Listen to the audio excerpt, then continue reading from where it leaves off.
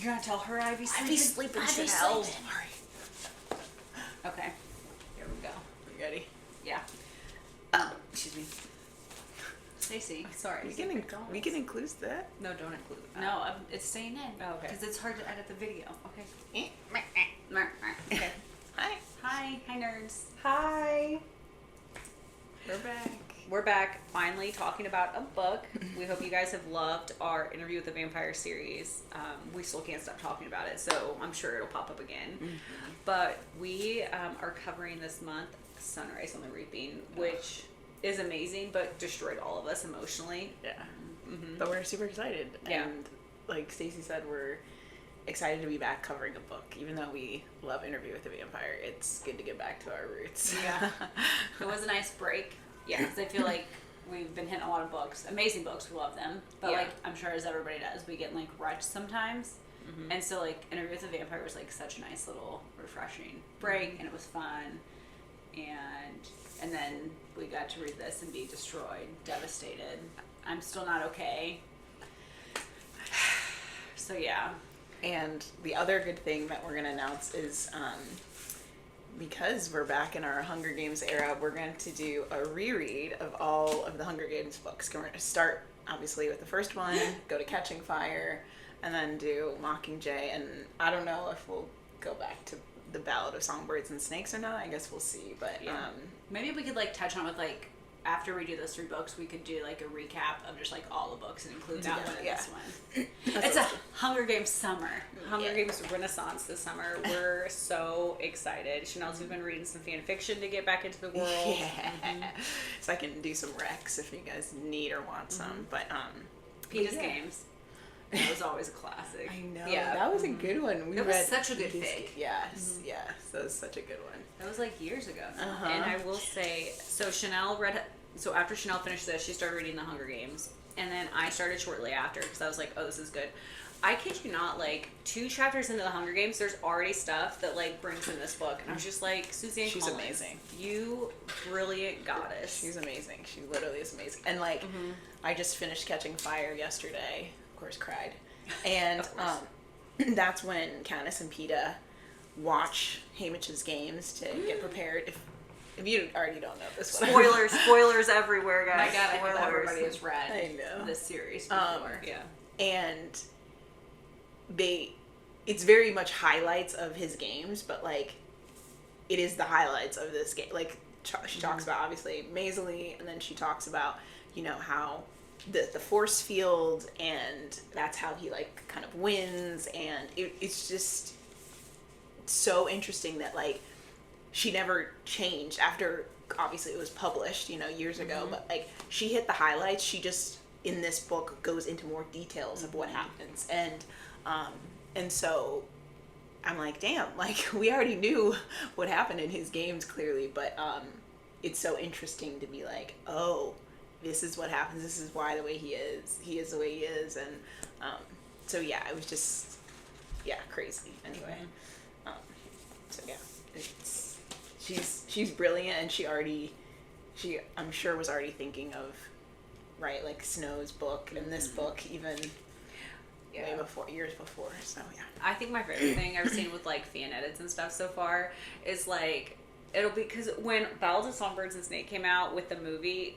And the guy who played him, I forget his name. He's so hot. So everyone's making Tom Blythe. Yeah, Tom Blythe. Everyone's making those like thirst traps of him and everything. And so my favorite meme to come out of this book was like Suzanne. It's like someone writing in the picture says Suzanne Collins seeing everyone's thirst traps for Snow, getting ready to ruin their whole lives. Yeah. And then it's like now I see TikToks of people like who used to be like I used to thirst trap Snow, and they're like fucking die. Like it's so true. Because it's like you don't want to like him because he's so evil and everything. And now we know that friggin' they just fan casted Snow for Sunrise on the Reaping, and it's freaking Voldemort. It's freaking Ray Fiennes. He's just like meant to play the best villains of all time. It's crazy. It is crazy.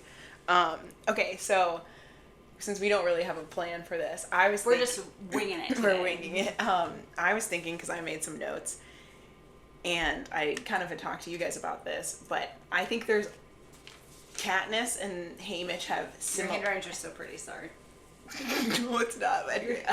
I think they are like very similar in a lot of their personality traits as well as how they went about their games. I think I can't remember if they said it or if this was like a TikTok edit, but like Haymitch was just unlucky in how he didn't cause this rebellion, whereas Katniss was in the right place, right time. She was lucky, and that's how she became this symbol and this, flame and started this revolution. But I think they went about and were smart enough to be like I said, this kind of spark.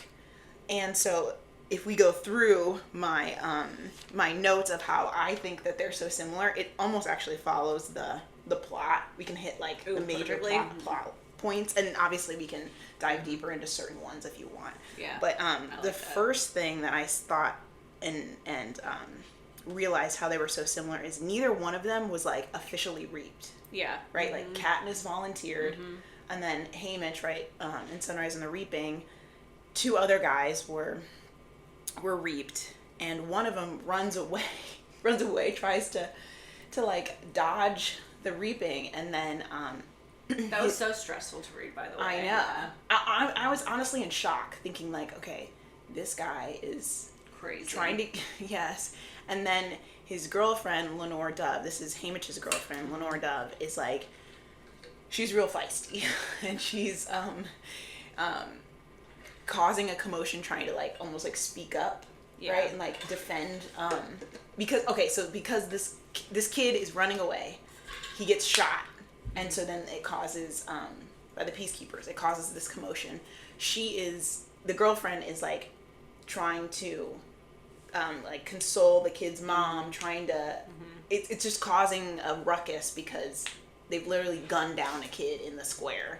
And so when Haymitch sees his girlfriend being like manned by these peacekeepers, he's like, I gotta help my girlfriend. So he gets involved in this like kerfuffle. And when they see Haymitch coming, the new the escort. Why am I blanking out on her name? Sickle. Druella Sickle. Druella Sickle. What a character, by the way. I know. God. I can't wait to see who they cast for her. I know. Her and everyone is like not happy because now they don't have a guy. Like a male tribute. Yes. And so they're like, well, let's choose him, that guy. So he's here. Yes, he's in the way. He's causing, a ruckus. Like, and so he's like almost like thrust there because he's in the way. He's causing a scene, but he technically is not reaped, like officially. And I just think that's very interesting because neither was Katniss, right? She had to volunteer, and also it's just another kid that's dying in District 12. Yeah. Yeah, like it was just a horrible way to start, and like I said, shock waves, and then we can talk like the girls was Maisie Donner. Loved her from the first freaking page. I was like, this is gonna be my girl. Love her so much. No notes. She's the best. She was amazing. My biggest thing is she is Madge's aunt, who is Katniss's friend, and her twin sister is, Madge's mom, and Madge ends up giving Katniss the Mockingjay pin. And they talk about this pin in the book. I just love it so much. Anyways, I know we're skipping around. Also, hopefully everybody's read this book that's listening to this episode. But, like, it's just so great to hear the history of where everything is actually coming from. And it just makes you more frustrated that they leave that part out in the movie with the pin, because I think it just gives it such an added layer. And also, the pin is made by Lenore Dove's family, by Covey, which is a big deal. So, like, all ties together. Yes. And Madge is my girl. Madge is my girl. Yeah. Which obviously means I love Maisie too. She's amazing. The other thing we can just really quickly touch on is Katniss's parents. Yeah. You guys want to say something about that? I do want to say something about it because, and I told Janelle I wouldn't talk about this because I'm going to save it for our rereads, but I will just mention it. I just started The Hunger Games, and just from reading this book and then rereading The Hunger Games, it's just hearing about Katniss's dad and just the very beginning, I almost want to cry. Yeah. You hear nothing really of him. Anyways. And it just kind of speaks, especially when you go back and reread The Hunger Games. I know when I first read it, I was like, why is her mom so sad? Like, why can't, like, you know, this mental illness part of her, this depression. It's like, she truly loved him. They were in love, yes. Because she's a town girl. He is from, you know. The same. And so she gave up a lot to be with him. So she's just upper crust for whatever, you know, District 12 is. And it's just interesting to get that glimpse of the dynamic that's happening. Yeah. And then, like you said, because we get it from Katniss's point of view, which is just like her mom like abandoned her, couldn't take care of her, very depressed, and like you said, but it was like a love story, you know, and from Haymitch's point of view, so it's just very interesting. So they get to the Capitol, like really quick, it's Haymitch and this other really like methodical boy, Wyatt, who's very like analytical, and then there's Maisie, and then this like 12-year-old girl named Luella, who Haymitch kind of knows because she's from the Seam, and he's known her since she's a baby. I was gonna say he's like a little brother or an older brother to her, and he calls her sweetheart, and so you know where that nickname came from. And she has a braid. Yeah, she has her hair in braids. Yeah.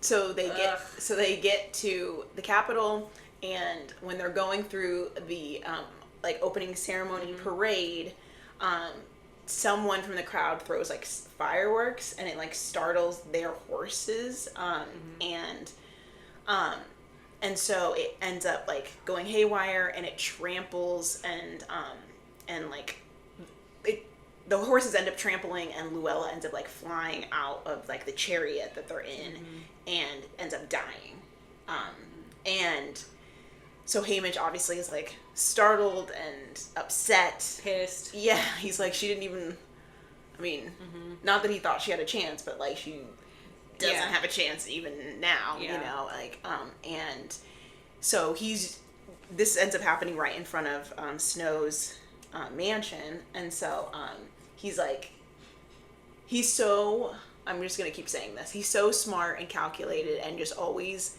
thinking about the symbolism and what things mean, and so he's just like, well, I'm going to show that like she was worth something, like she wasn't just like a pawn in these games, you know. And so he ends up like, before the peacekeepers can like take away her body, because this is all televised, he's like, I'm gonna like do this symbolic like little, it's not like a funeral, but like some just tribute or something for her death, to show her death is Snow's fault. Yeah, to show Snow.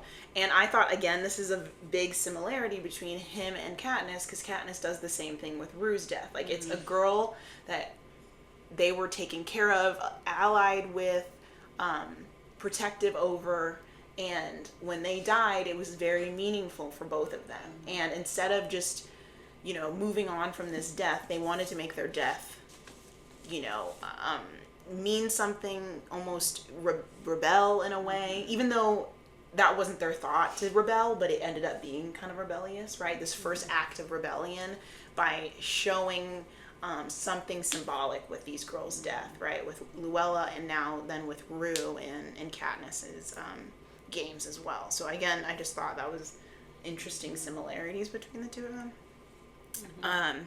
So then I don't know if you guys had anything else to say.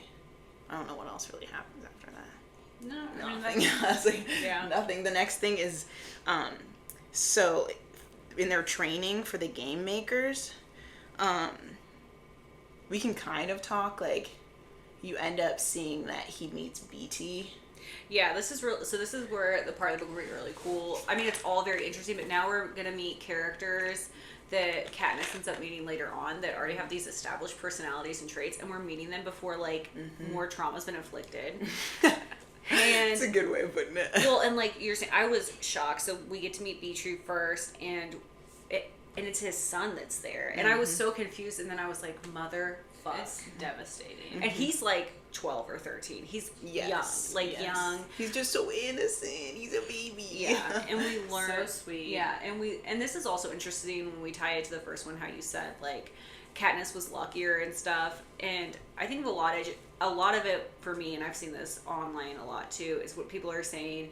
It's because of all these people like starting the fire before she got there. It was like slowly burning, and so like we've already learned that Beatrix tried to rebel and do something. So this is his punishment for something that he's already done. Is that his son has to be in the Hunger Games, and he has to mentor him, and he knows he's gonna like die. Pretty much like He does. Like, I mean, honestly, like, he's not gonna make it out. Like, yeah. Won't let him. But like you said, I mean, so BT having already like quote unquote tried to rebel through his district, he tried to like stop communications with, because that's a big thing in technology in his district, didn't work. And then we see obviously this whole book, Haymitch is another like spark that ends up, doesn't, if you read this book, it doesn't work. But like all of these like puzzle pieces are coming together through different characters, different acts that all like amount so at the perfect timing, so that during the first Hunger Games book lead perfectly and line up perfectly, so that Katniss is and was able to lead this perfect rebellion. So it's not even so much that some of it is luck, like her, but it's really just timing with her, because it's just the foundation. The foundation has just already been laid. Even, I mean, you can go as far as back as the Ballad of Songbirds. Yes. Like, that foundation has been laid. Since the beginning. It has been, and totally has been. Yes, with Lucy Gray, and then with Haymitch, and then now Kat. Like they were all, like bricks being laid, and now it's But okay, so what happens in training? And you guys I literally forgot. But Haymitch ends up getting a score of 1. Yeah. Again, I think this is a similarity. Maybe this is more of like a reflection. I don't know, but. Katniss scores, she ends up scoring an 11, and then she scores a 12 in her games, which both have never been done before, specifically a 12. And versus Haymitch gets a 1, which had never been done before. So both of them puts like targets on their backs, right? Yeah. Like they're already making a literal spark in their games, just by things that they have done and things that have said they're in their interviews, blah, blah, blah. And now you have these training scores. But I can't remember what he did to do a 1. What did he do? I can't remember. And I think this is why he got a 1 versus like Katniss did so well. Is when Katniss did hers and shot that arrow, it's terrifying, but it's like so true to her character and shows a talent. And Haymitch went in there not being himself, and he was trying to talk up how he was super tough, and he was gonna go at it alone, and he doesn't really care about people, and he was trying to be. They say the word, I forget what word they used to describe, the rascal. Rascal. And so he went in playing this part, and I think that it just didn't work for him. So I think that's why hers went so well and his did not. Well, and they like pissed off, they both made the game makers mad, but I think in different ways.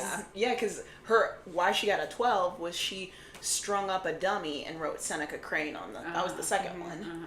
So, yeah, like you said, both times, but it was both, like you said, I think authentic to her. She's like, I'm freaking pissed at you. I don't care if you're mad at me. But like you said, he was like playing a part, even in his interview, right? He was this rascal, like, these games are 100% stupid. Like, I don't want any allies, like all this stuff. And I'm doing better on my own. Yes, and he had to, and that just wasn't him. Like, he ended up allying with everyone, like Taking care of everyone. So, But I just think it's so interesting that they both just like made this. If you're looking at it from the outside, you're like, okay, he just got a 1. That's very interesting. Versus she got a 12. Okay, so another thing that I thought was really interesting, this is more like, I guess, Catching Fire with her, is literally in their games, they both hatch a plan to work specifically with BT, but to destroy the arena. I mean, they've been trying to destroy this arena for a while. Every time they're trying to fuck this thing up. Yes, and so we can kind of talk, like, he ends up allying with Ampert, BT's son, because BT's like the mentor, and he had been talking with him during the training session, and so through Ampert, they're like, okay, we're going to destroy this arena, we're going to try to flood it. that was the big plan. And so then when he ends up meeting up with Ampert, they have this plan that underneath the arena there's this like tank and valve that they can blow up. They can bomb it and blow it up. And they end up doing it, and Haymitch ends up going down in there and blowing it up, but there was like backup systems, right? That they were able to like de-escalate the water or whatever. Yeah. So it didn't work. Yeah. And by the time like Haymitch ends up almost dying because he's like submerged underwater trying to like come back up and meet Ampert, who was like on guard or whatever. And then clearly the game makers saw all that. They edited it out so no one else could see it. And then you pissed them off. So of course they're gonna get back at the two of them. This was the fan art that has with like Amber. I haven't even seen it. I don't want to see it, but you can tell what happens. Because like after. As everybody knows in this book, it's kind of like Haymitch collects these younger kids that like follow him around. What happens? Oh, I thought you were looking at something. Oh, no, go ahead. I'm not there yet. Sorry, I thought you were looking at something. So Ampert isn't watching Guard anywhere. He's gone, so he's like frantically looking for him. And it's like these mutant squirrels, mutts. And you can't even see Ampert. He just like sees his like axe, or he had a knife or something, a little knife that was by him. And he, every time he's like trying to rip these like squirrels off, like it's just a pile of squirrels. Like they just jump on, and they finally like go away. Like obviously like by command or something, it sounds like, and all that's left is like his little skeleton, like oh my god, picked clean, like a little baby skeleton, and he just cries and he says, "Buddy." So I was looking up to read that part, but Ashley summarized it perfectly. Yeah, and it's terrible. I cried in my car listening to this on my way to work. And what's sad is like Ampert was so smart. Also, do you know that so smart. Ampert's like a measure of electricity or something? Yeah. Right? Okay. Yeah. Okay. Well, I'm an idiot and I didn't know that until TikTok. But Ampert's the one who like came up with like everyone should band together, the newcomers against the careers. So this is the first time you hear this, and you never hear about it again after this. But after this games, but this is when we learn that like Snow is so diabolical. Like he knows that BT's all. I mean, he's already gonna be devastated that his son is gonna die. So he picks a way for his son to die in the most like horrific, graphic, gruesome way, and there's not even a body for him to bury. I didn't even think about that. Yeah, and the squirrels only are, and it's like the snakes from Battle of Songbirds and Snakes. So it's all working together. It's like they're specifically only attracted to his scent. It says in the book, like they don't even pay attention to Haymitch. Even when he's in there trying to get him off, they don't even bite him or anything. They have like no. Yeah, it's just So that's awful. But when he said buddy, oh my god. Buddy. Okay, since we kind of skipped some things, we have to talk about Lulu. Oh yeah. We also haven't talked about Lenore at all yet, so we have to talk about. But we can do that like later. So Luella, his district partner, that he was like protecting, dies. And even before they get back in the games, all of a sudden she shows. It's not funny. It's so crazy. It's crazy. She shows back up, and everyone knows, like, it's not really Maisie and Wyatt, the other tributes. They know it's not her. But they're saying it's the capital. They like dress. It's someone who looks similar to her. They it's dress like a doppelganger. They do like her hair to match her. Yeah. Yes, and they eventually figure out that it's like a girl from either another district or something. They find out it's District 11 that looks similar to her, who had died or was about to die or something. They had kidnapped her or something. It makes it like they'd had her imprisoned for something. We don't know what it is. For something, because she'd been like starved and stuff. She'd been starved. What was that thing you read on TikTok or you were talking about? This was so sad. So I saw this thing on TikTok because there's so much things that have meanings in this book, and they said that Luella represents like especially women of color, Black women, Native American women, all these that go missing and no one notices. So, like, the whole premise with this is, like, it's a totally different girl, and no one notices. No one notices. You know, they just accept that it's this person. Same girl. Yeah. Even though it's clearly not. So it's really sad. Crazy. And they have, like, this device strapped to her chest as, like, some kind of, I don't want to say medicine, something going into her, and she has something in her ear. Yeah. Like a listening device. And, well, communication, because they're also telling her things. Yes. They're telling her stuff and listening, yeah. And they call her Lulu because they know she's not Luella. Yeah. Yes. And what's so great is, like, instead of, at first they're kind of afraid, but then instead of, like, being mean to her, they know that, like, she's spying, not that she wants to, but forced. They, like, take her in, like, Haymitch takes her in, they all take her in, they all are, like, want to protect her. I mean, it's just a little girl. Yeah, she was a little kid. So she's in the games Yeah. now, but she doesn't last long. No. She ends up dying from, I want to say, like, another, like, mutation. I believe Yeah, it she was... breathes in the flowers. Yeah. She loves these flowers and breathes them in, and they instantly kill her. That's how they kind of figure out she's from 11, too, because it's a Yeah. flower that's in 11. Yeah. And Wyatt died trying to save her. Trying to save her. I know. Oh my god. Ugh. I've seen so many edits where it's, like, him dying to save her, knowing that her odds are, like, 1 in a 0. I million. know. Yeah, like 0. He didn't care. Oh, I know. That was so sad. This game literally It does. wrecks your soul. It's like, wreck. More than the other ones. I cried when Wyatt died, and Haymitch was like, Yeah. his luck ran out. Or, His- what did he say? He says something like Yeah. that. He knew his odds. Yeah. And his odds. He still went after her anyway. I just really liked his character because, again, it's overlooked how smart he is. There's so many parallels. We don't have to get into it. Everyone knows the world we're living in. But it's just like he's this super incredibly smart person, and no one pays him any attention because of where he's from. I mean, he's doing math, all these odds in his head, just on stage. Everyone thinks it's amazing, but they don't realize how... Like he's a computer. They don't even view him as a human, though. Yeah. It's like a trick he's doing. Yeah. It's sad. Okay, so they go into the games. Yeah. Wyatt dies. Lulu dies. Quick. And Maisley and Haymitch split up. Haymitch is pretty... He's smart. Yeah. Just to put that again. And so he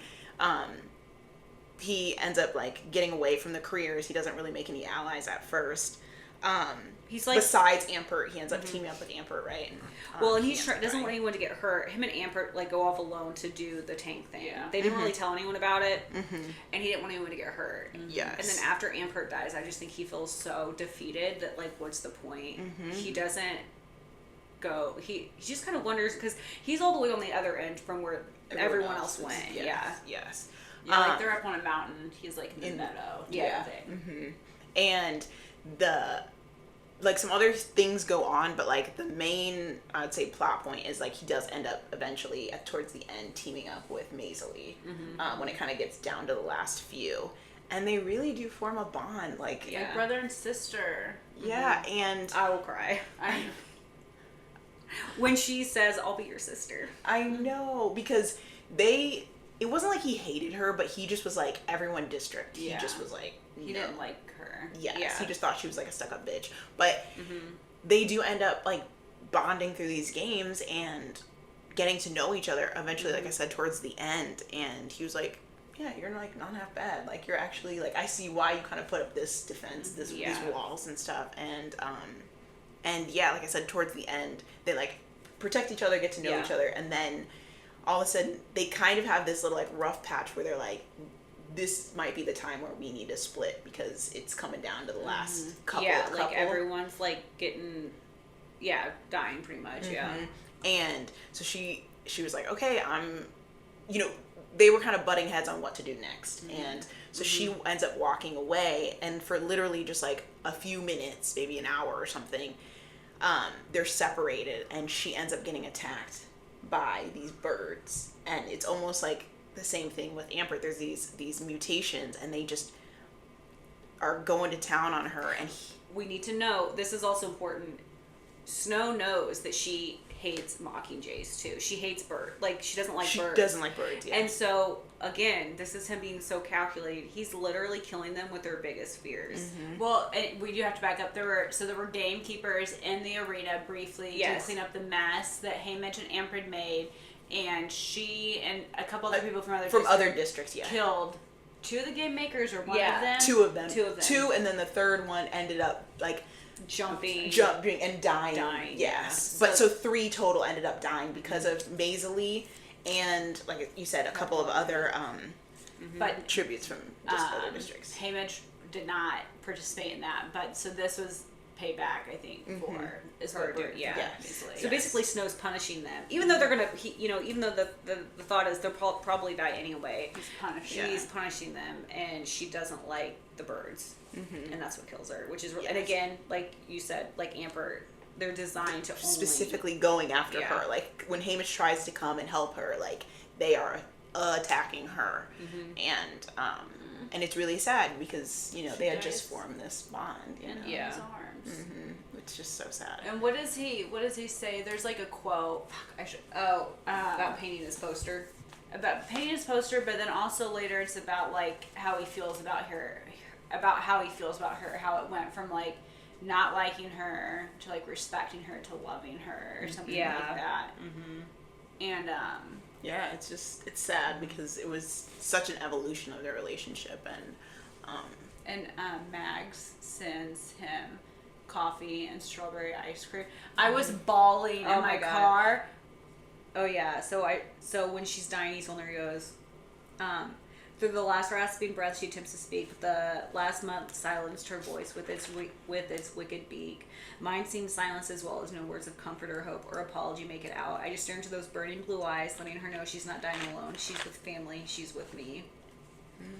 She's with me. Yeah, and she's gone to wherever people go when they die, and she hasn't begged or pleaded. She retained her fury and her defiance. Yeah. Oh God, it's so good. But Mags sends coffee and strawberry ice cream because she loved coffee. And they had that joke that she made when Ify's sister was freaking out, and she was like offering her strawberry ice cream to calm her down. And I was just sobbing in my car because then Haymitch starts crying because he's like, well, if I'm with Mags, I guess I can cry. Because like he didn't even know her that long, and she was already like a mother figure to her, taking care of him when he's in the arena, and it was just like so. Because we didn't talk about this, his mentors are Mags and Wyrus. So Mags from District 4. Sorry, not to cut you off, but you're totally right. Because I forgot about that. Because I love that. Also, strawberry ice cream, because that's what the strawberries is what Katniss and Gil brought Matt. Okay, anyway. Which people don't know. I mean, I'm sure people have read the books, obviously, if they've read this one, but that's the thing, like you said. Strawberries. That's what I think of Madge. But, okay, Haymitch's mentors are Mags and Wyrus. Mags from District 4, who won, and Wyrus, who won from District 3. And they're so... Wyrus just won the year before. And Mags won, I can't remember how many years before, but they're so... Because Haymitch didn't have a mentor. He's obviously like the first one that's just won.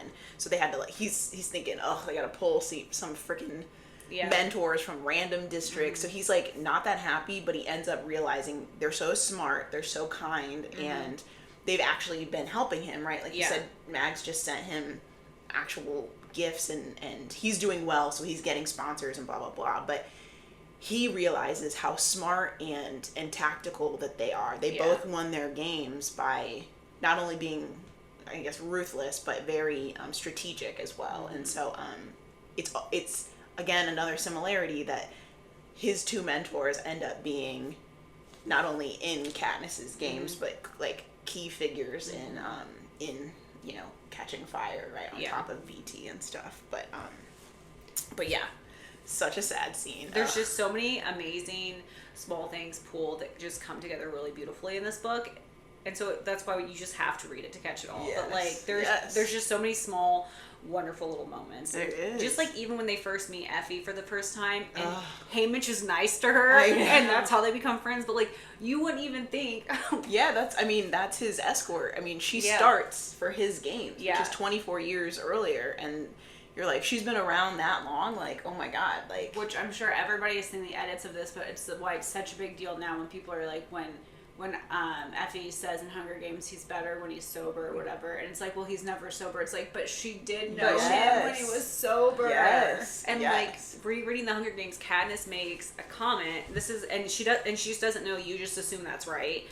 That like Effie's just stuck here because she can't get a better like spot dressing people in District 12. But no, I think it's pretty clear to me anyway. She's like chosen to stay with District 12 after her experience with them. Yeah. Right. Yeah. Dang. Yeah. Okay, so the next thing is like Haymitch ends up having like a standoff with these careers. And he's injured, and then there's this final girl. Why am I blanking out on her name? Oh, I know. I just looked at it too.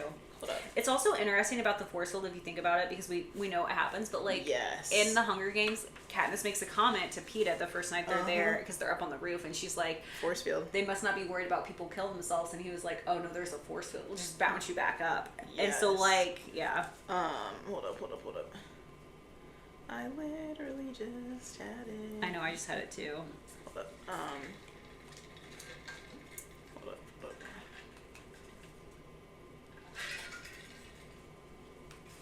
Silka is the final girl that he's up against. I can't remember what district she is. It's 1 or 2. 1 or 2, I know. It's one of the career districts. And she has this axe and is chopping away at him. Like, they end up fighting. They both, like, his guts grievously injure each other, yes.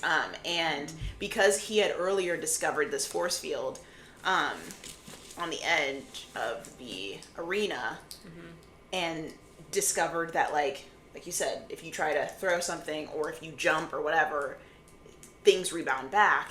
I think it was a mix of him being smart as well as almost dying. He ends up just like collapsing and sees that she is like trying to throw her axe at him.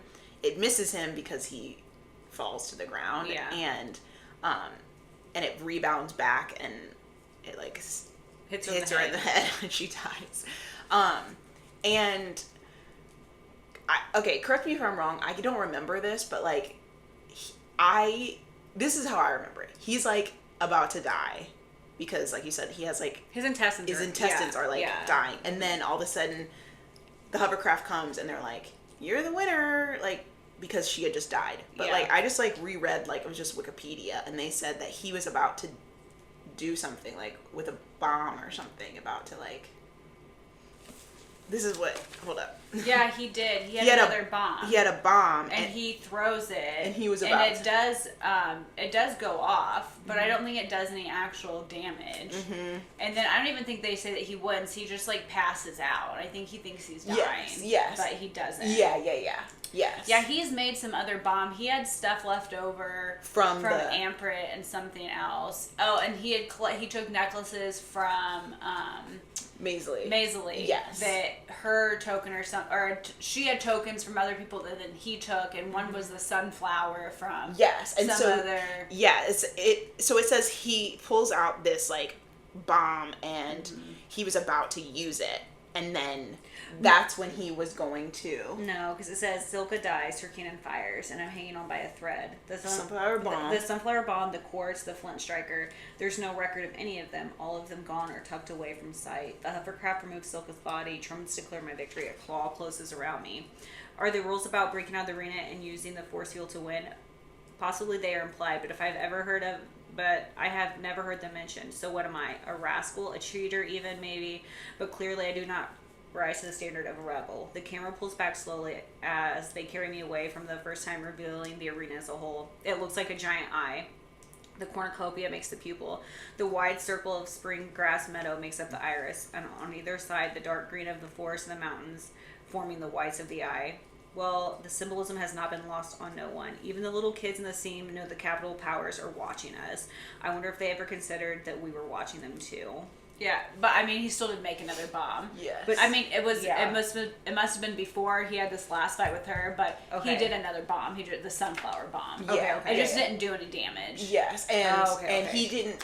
there's no proof Wikipedia of made it it. seem like he was about to like throw off a bomb while he was did like another dying. bomb because he starts it. He has he uses his flint striker for it, and it's from the sunflower necklace from one of the districts that he takes from Maisley that she had. But it must have been before the last fight with the careers. Okay. That's what they made it seem like. Because that's why what you just read, he was like the sunflower bomb for nothing. Okay. Like in oh wait, I'm so stupid. I just read from the chapter where they make him watch his games. This is the edited version. Oh, okay. You know what I'm saying? Yes.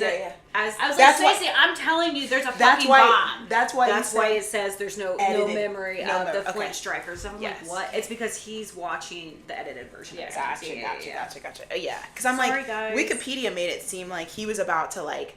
See, this is the Capitol fucking with you, fucking with me. Okay. But again, this is a very, I was going to say another similarity to Katniss, where they're almost like, I said it like reluctant winners, right? Where, right, she was about to do these berries, like one last act of, again, rebellion, where he has this bomb, she has these berries. Yeah. I don't know if they like were trying to start this rebellion, but like they are either wanting or about to die instead of being a winner. And like the Capitol has to like force them to be a winner, right? Instead of, we can't have someone dead, so we'll take you. Yeah, we'll take this rebel. We'll take this. We can't kill both of you, so we'll just take both of you. Take both of you. Or we can't have Haymitch dying. We can't have this guy who bent the rules dead. We'll take him. He's, this.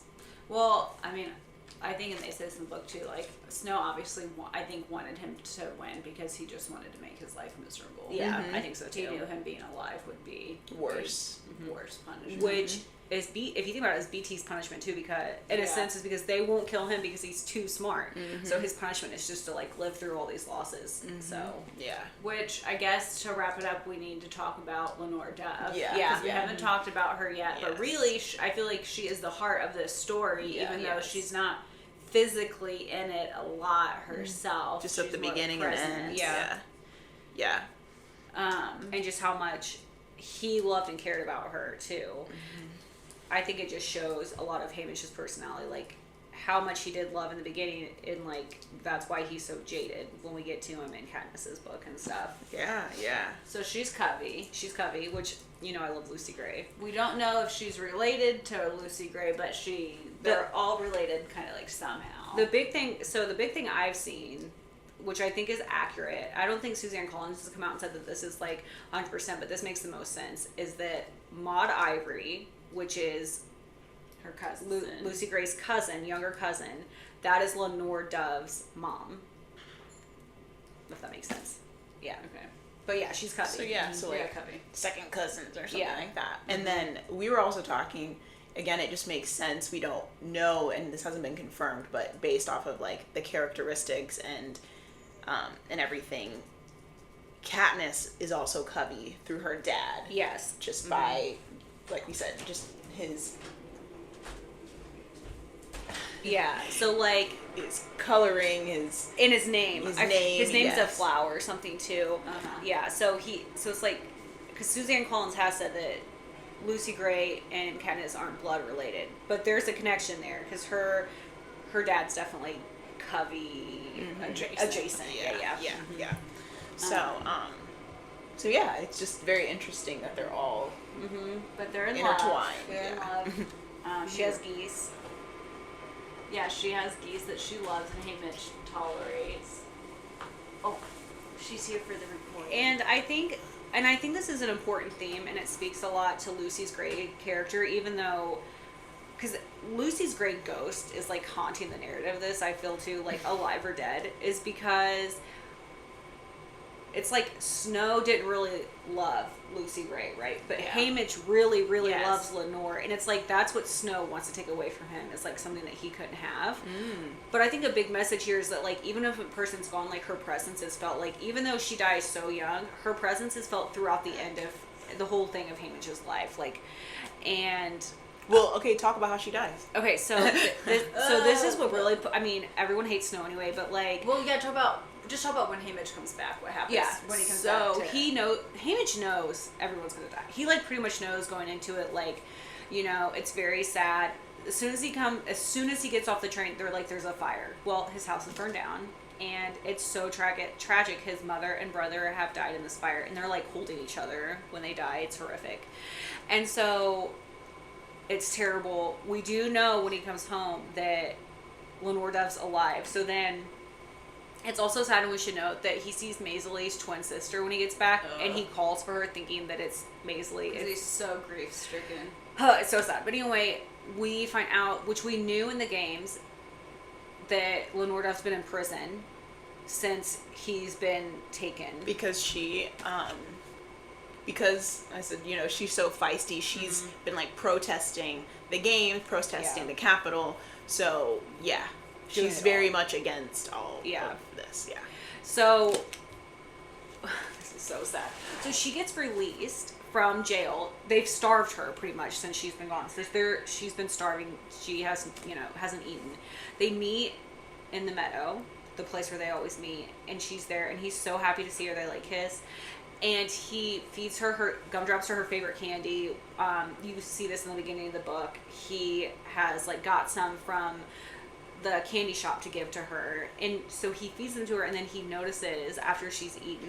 Well, so he gave her some the day of the reaping. Yes, but then when she's at the meadow, there's a bag there for her. No, she has a bag that they gave her when she was released from prison. No, it's at the meadow. It's there on the tree trunk, I thought. No, it was because he gave it to his brother to give to Lenore Dove. Yeah. No, I know that Haymitch gives her gumdrops on the day on the day of the reaping when he goes. That like he had gumdrops that he gives his brother that he gives to her. But the ones that she dies on that come from the Capitol, it's not those gumdrops. It's other ones. I thought they were waiting in the meadow, and she finds them there. No, those were. It was supposed. She thought it was the ones that he had originally given to her. But those got switched out. No, because she says, no, I saved those. She says in that, I saved so those. It says, as I wait to be sure the coast is clear, I soak up the loveliness of Lenore Dove. She spins around, head back, arms lifted to the sky. It must have been hell for her to be locked up. She can't stand for anything to be She can't stand for anything to be confined, especially wild things, of course. She is. The geese run around, chewing her out for being gone. She just sweet talks them and strokes their necks. She's about to roost one of her favorite rock. She's about to roost on her favorite rock when she gives an exclamation of surprise and scoops something up. Oh yeah, see, they're fucking there. It's a bag of gumdrops, the ones I had Sid deliver to her after the reaping. He thinks that's what they are. I guess she left them there before she went to perform that night. I just read this book, you guys. Yeah. That's why, and she performs, and that's why she gets arrested, because the song is a protest. He assumes that it's the gumdrops he gave her. It's my bag of gumdrops. Okay. But he assumes. But they're not. She says, oh no, I saved those. If you go down... Oh yeah, it says, thanks for the candy, gosh, look how I'm shaking. Here, I say taking the bag, not that I'm any steadier. I pluck a sweet one from the bag and pop it in her mouth. She laughs, now you're home, I guess I can eat the others. What others? I feed her another gumdrop. The ones Sid brought me, I put them under my pillow. She saved them. Yeah, so she had saved the ones that Sid gave her. Yeah, and he thought that she had like, it's so really the sad. Capitol has been watching her. They know where the she whole goes. Time, yeah. They left those gumdrops there for her. Which, honestly, I'm surprised that she just ate them. And then he says, throw up. And he's like asking if they have charcoal tablets at her house. And she's like, what? She does try to throw up and gag. She goes, I can't do it. I've barely eaten in days. There's nothing to throw up. It's so fucking sad. And she makes him promise. Like, her big thing was that, they don't want to see another reaping come. She wants them to end. That's a big thing. And so after that, he pretty much only keeps going because he's made this promise to her to end the Hunger Games. And it's just tragically sad, even though we know there's a good ending at the end. You know what I mean? But I thought a good place to end, unless you guys want to say anything else, I was going to read the last paragraph because it's so heartbreaking and so good. Am I going to cry? I don't know. Okay. I'm sure I'll be in the old hereafter. I'm sure I'll be here in the old there before much longer. My My liver's wrecked, and I only dry out when the train's late. I drink differently these days, though, less to forget, more out of habit. When my time comes, but I'll have no idea when that will be. I know one thing, though. The Capitol can never take Lenore Dove from me again. They never really did in the first place. Nothing that you can take from me was ever worth keeping, and she is the most precious thing I've known. And when I tell her that, she always says, I love you like all fire. And I reply, I love you like all fire, too. Dude, I know. I love that it comes up that he says the end, nothing they can take from me. Yeah. Lucy Gray. So. Ugh. Final thoughts. Final thoughts, Chanel. I love this book. So, where do you rate it out of the series? Number 1. Is it? Yeah. Is your favorite? Yeah, Haymitch is my favorite. Haymitch Haymitch is my favorite. 100%. Final thoughts and where do you rate Final it? thoughts. This book is incredible. I cried like 3 times reading this, no joke. There's so much more in here. I mean, it would take way too long to even discuss everything that's in here with this, but I love Geese after reading this so much. And this is Ballad of Songbirds and Snakes is still my favorite, but this is my second favorite. That's your favorite? Mm-hmm. Yeah, that doesn't surprise me. But I fucking hate Snow like fuck that guy. Okay, so hard. Fuck him so hard. But it's actually funny because I love Ballad of Songbirds and Snakes, but a lot of people don't like it. I know a lot of people don't like it. I don't understand why people don't like it. I don't know why either. I don't understand. Maybe because they don't like snow, or it's. But it's such a great origin story. Yes, it's amazing. And you get more, not only his origin story, but like the games. And just like the whole war. Yes. And like, I think people think it's slow. That's the overall thing I get from people who read it, which is, but when I don't feel that way. I think that it's like an incredible slow burn with the history of the Covey, which we never know from the movies. Yeah. Or the Hunger Games, really. So we get a backstory with the Covey, District 12, the games, like you said. The other thing I hear is, I think they also, which I actually could see, and the book's long already, but I think they wanted more out of Snow's time as being, like, once he officially, like, takes over and goes back to the Capitol, maybe, like, an intern with Gaul. Yeah. Because it's like, okay, now that you're, like, officially evil, whatever, like, what do you do to like, start the games now? And you know, now that you've taken on this persona or whatever. I just think that's room for another book. I was gonna say, Yes. or either that, or I was like, she could have done a whole ass long epilogue or something. I don't know, but like you said, a whole another book. So that was the other complaint I had heard, which I feel like was pretty valid. Like, we always want to know more about that, but give us. But more. I still think that book was amazing. I have seen a lot of people saying online that they think there will at least be one more book in the series, kind of like Star Wars, where there's the original trilogy and then like the new trilogy, even though it's like really prequel. So they're like, hopefully there's another that's prequel. what it is, and so that's what I hope it is Snow. I mean, I don't know, but like it would be in between Ballad and Sunrise. I hope. I don't know, but what do you rank? Yeah. What do you rank and what's your this one? thoughts? I guess. I don't know. Well, it's amazing. Like 10 out of 10. Like I have no notes. Like I don't think anything could have made it better. Yeah. It's hard because I really did love Ballad of Songbirds and Snake. And I thought it was just. I mean, I thought that book was devastating too in different ways. But I like it better than Ballad. And for the original trilogy, since I kind of want to wait until I reread the whole trilogy again, but thinking back, I'm pretty sure Catching Fire was my favorite book from the trilogy. And I could be wrong. I think Catching Fire is still going to be my favorite, but I think that would be second. It's so good. Yeah. And Maisley, I think, is my favorite character from the whole series, though. Damn. Yeah, hitting these truths. Bam, bam, bam. Wow. So, okay, do we need to discuss anything else? Like we told you, Hunger Games Summer. So Hunger Games is our next book for June. Yep.